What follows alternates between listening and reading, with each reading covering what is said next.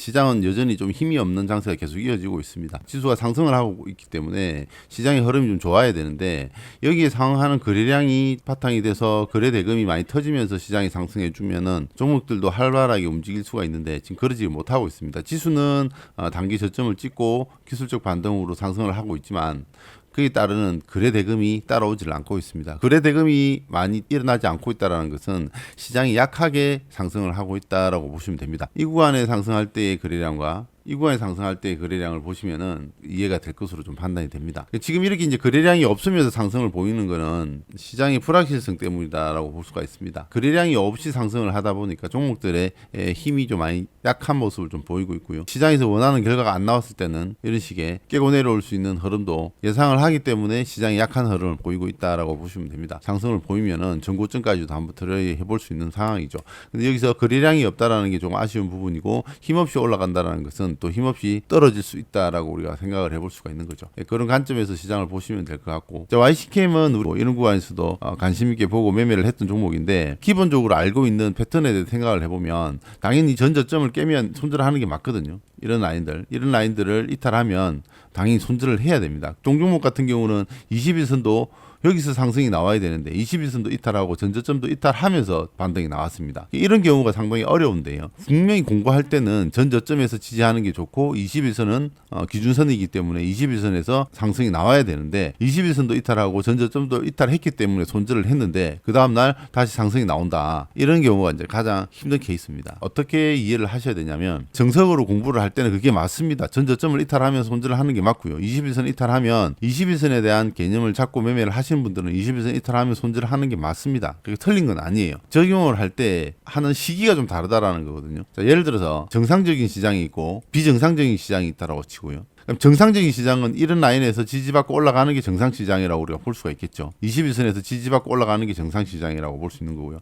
비정상이라고 하는 것은 우리가 알고 있는 지지선과 우리가 알고 있는 지지력에서 이탈을 시키고 상승하는 게 우리 비정상이라고 그러겠죠. 그런데 이걸 다시 강세시장과 약세시장으로 한번 나눠볼게요. 자, 강세시장은 이 라인에서 우리가 알고 있는 패턴에서 지지하고 상승이 나오겠죠. 근데 약세시장은 지지를 하지 못하고 밀렸다가 상승하는 경우가 우리 약세시장입니다. 약세시장은 우리가 생각했던 기준에서 벗어나는 걸 약세시장이라고 하는 거죠. 대기 매수세가 줄어들고 시장에서 간망 시세가 강하기 때문에 매수보다는 현금 들고 간망하자는 시세가 강하기 때문에 특정 지지 라인에 오더라도 매수보다는 간방 시세가 더 많은 거죠. 우리가 알고 있는 저점이나 우리가 알고 있는 지지선에서 반등이 나와야 될 자리에서도 이탈하고 나오는 경우가 종종 있습니다. 그래서 약세 시장의 흐름이다라고 보시면 될 것 같고요. 주식을 이제 오래 좀 하신 분들은 당연히 장세에 따라서 종목 매수 타점을 달리 가져가야 되는 게 맞겠죠. 그림판으로 제가 연결을 좀 한 건데 차트가 이제 이렇게만 나와 있겠죠. 이런 식의 흐름이 나왔다 그러면 상승 이후에 이중바닥, 다중바닥을 만들고 상승이 나왔고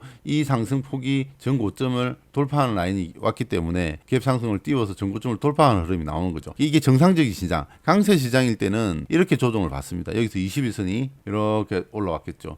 이런 식으로 조정을 받고 이런 패턴이 나왔을 때는 정말 좋은 시장이고 공부했던 정석적인 패턴이 나오는 시장이죠. 그런데 지금은 시장이 매수보다는 매도, 또 현금화를 챙기고 가자는 분위기가 평피해져 있는 거죠. 그럼 이런 종목들 같은 경우도 기존의 분석대로 한다면 이런 식으로 흐름이 나오는 거죠. 이렇게 현차 A형 목표치에서 오버슈팅까지 나오고 다시 밀렸다가 이 고점 여기까지 내려올 수도 있지만 여기서 눌러주고 다시 반등 주고 다중바닥 만들고 상승, 이런 패턴이 나오는 게 정석이 되는 거죠. 지금 이 자리가 아주 정상적인 자리가 되는 거죠. 이렇게 조정을 받으면은 좋은 패턴이 되는 겁니다. 지금 시장의 이런 흐름을 보면 이 종목은 더 이탈이 나왔죠. 여기서 돌아가야 될 자리에서 한 번 더 밀렸다가 상승이 나오는 거죠.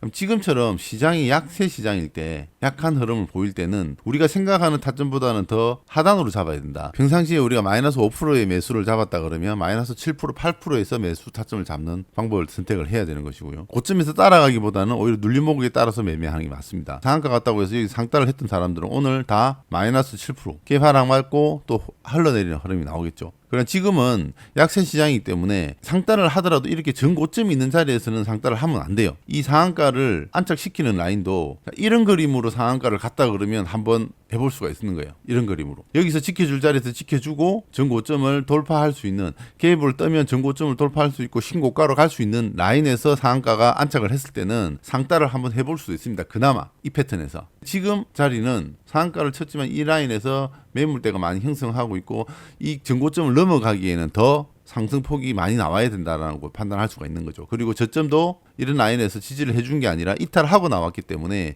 정석 패턴에서 좀 벗어나는 경우고 약한 패턴이다라고 볼 수 있는 겁니다. 물론 YCKM이 유리기판 관련해서 주도주, 대장주 역할을 하긴 했지만 조정을 받는 과정에서 지켜야 될 자리에서 이탈이 나오고 상승이 나왔기 때문에 그 부분을 조금 더 감안해서 생각을 해야 된다. 좀 억지로 상한가다라고 해야 됩니까? 이 차이점을 여러분들이 아셔야 실전 매매에서 여러분들이 손실을 덜 볼 수가 있다. 이런 사소한 부분이지만 여기서 물량을 한번 다 털려내고 상한가가 들어가는 모습이 나왔기 때문에 결과론적으로 오늘 개발하기 나왔기 때문에 이렇게 이야기할 수도 있겠지만 그것보다는 여기서 상한가를 만들어지는 이 구간에서 하락 조정을 받으면서 돌아 들어가는 이 흐름을 봤을 때는 강한 흐름은 아니었다라고 판단이 되는 거죠. 그럼 이런 작은 거 하나도 전 저점에서 지지하는 부분과 21선에서 지지하는 부분들을 체크하면서 보는 게 맞는 거죠. 21선 지지를 예상하고 매수했던 사람과 전 저점을 예상하고 매수했던 사람들은 손절을 하는 게 맞습니다. 캔들 그래랑 이평선 지지와 저항 7가지 패턴을 배웠을 때 전 저점이 이탈하면 손절이고 21선 이탈하면 관망이다라고 그렇게 배웠기 때문에 그렇게 대응한 거는 잘 하신 겁니다. 그렇게 대응을 하신 분들은 초급과 중급 정도 시장을 접목시키지 않았다라는 거죠. 평상시 마이너스 5%에서 매수 타점을 잡았다 그러면 약세 시장은 조금 더 한 템포 기다렸다가 매수를 타점을 잡아라라고 말씀을 드렸죠. 정확하게 이 자리가 나와야 되는데 그렇지 않을 때는 시장이 약한 흐름을 보이거나 강세 시장이 아닐 경우에는 한 템포 쉬어가면서 매수 타점을 좀 더 천천히 잡아야 된다. 또는 아니면 관망하는 게 맞고요. 물론 이 구간에서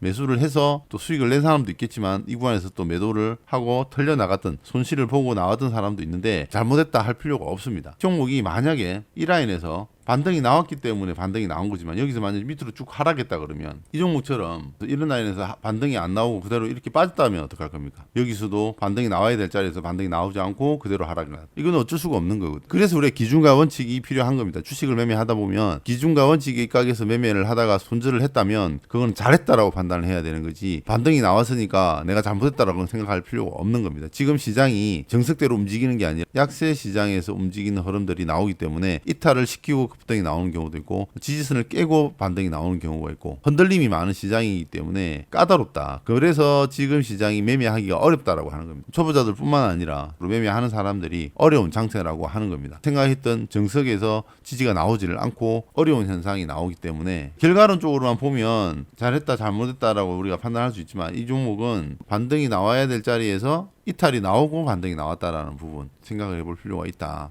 지수는 상승을 보이지만 종목들의 흐름은 약한 흐름이다. 바닥권에 있는 종목들은 점점 하락하거나 또는 횡보하는 종목들이 많고요. 여기서 만약 지수가 우상향으로 지수가 한 번 더 상승을 해준다 그러면 종목들이 다 살아날 수가 있는 거죠. 지금도 지수도 21선을 안착했고 61선을 안착했던 흐름이 나왔기 때문에 내일이라도 시장에서 우호적인 이야기가 나오면 이렇게 양봉이 나오겠죠. 그러면 바닥권에서 기고 있던 종목들도 다 살아나는 분위기가 만들어질 것이고요. 하루 휴장이기 때문에 시장의 흐름이 좀 안 좋게 나온다 그러면 이렇게 급락이 나오면은 바닥에 있는 종목들은 더 하락하는 흐름이 나올 수도 있고 고점에 있는 종목들도 하락이 나올 수가 있습니다. 탄탄하게 올라가려면 거래 대금이 많이 실리면서 상승을 해주는 게 굉장히 좋은 흐름인데 거래 대금이 실리지를 않고 상승한다는 게 조금 아쉬운 부분이다라고 생각을 하고요. 지금 시장이 어려운 이유가 이런 부분들 때문이다. 이런 시장, 강세 시장일 때는 그냥 종목만 보고 매매를 해도 됩니다. 대기 매수세가 많기 때문에 원하는 타점만 만들어지고 매수세가 막 유입이 되는데 지금은 한 번 더 생각을 하거든요. 다른 때 같으면 매수해야 될 자리도 한 번 더 생각하고 한 번 더 최대한 저점을 잡기 위해서 매수 결정을 미루는 현상이 많이 나오기 때문에 종목들이 힘이 없다라고 보시면 됩니다. 전고점을 돌파해서 가면 매수세가 확 유입이 되는데 지금 시장은 그렇지가 않다. 신중하게 판단하고 현금을 가지고 넘어가려는 심리가 강하기 때문에 매수세가 약하다라고 생각하시면 됩니다. 항상 기준에 입각해서 매매를 하지만 그 기준이 틀릴 수는 있다. 틀리더라도 기준과 원칙에 따라서 매매를 해서 손절을 했다 하더라도 잘못한 게 아니다. 그거는 장세가 안 맞고 시장이 지금 안 맞는 상태이기 때문에 그런 것까지도 조금 더 한 수를 더 내다보고 매매를 하는 사람들은 지금 시장에서 어느 정도 대응이 가능할 수가 있겠고요. 기준과 원칙 입각해서 매매하시는 분들은 오히려 지금 시장에서는 한 템포 쉬어가는 것도 하나의 방법이지 않을까. 그래서 지금은 특정 패턴에서 무조건 고집하는 것보다는 내가 알고 있는 특정 패턴이 이탈하고 나올 수도 있다. 라는 거 경계심을 가지고 매매하는 게 좋다라고 좀 말씀을 드리고요. 그런데 자신이 없다라고 하시는 분들은 시장의 흐름을 잘 체크하면서 내가 원하는 흐름이 나왔을 때 내가 예측할 수 있는 내가 예측 가능한 흐름이 나왔을 때 그때는 또 과감하게 한번 매수해보는 마인드를 가지시고 지금은 비중 약하게 해서 시장의 흐름을 좀 타고 가자. 오늘 영상은 여기까지 하도록 하겠습니다.